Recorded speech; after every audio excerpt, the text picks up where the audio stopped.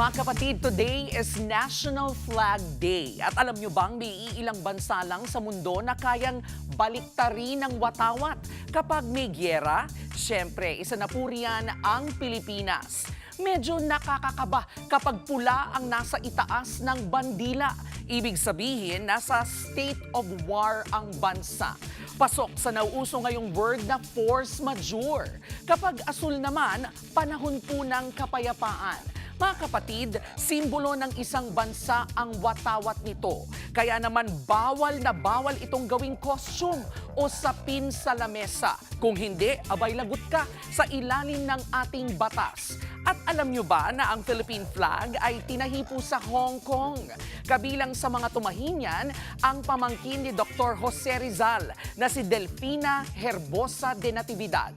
Kasama niya rin ang mag-inang Marcela at Lorenza Agoncillo. Eto pa, may debate sa pagkakulay asul ng ating watawat noon. Ang sabi, mas mapusaw raw ito inspired ng Cuban flag dahil sinuportahan ng Cuba ang revolusyon laban sa Espanya.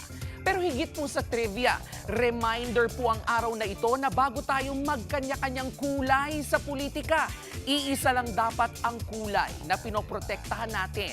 Hindi po pula, hindi asul, kundi yung watawat na pareho nating itinataas. Paalala po ito na kahit magulo ang politika, mas malaki pa rin dapat ang bayan kaysa sa personal na interes. Dahil ang ating watawat ay gaya po ng K-alaman. Ito po ang ating K-yamanan.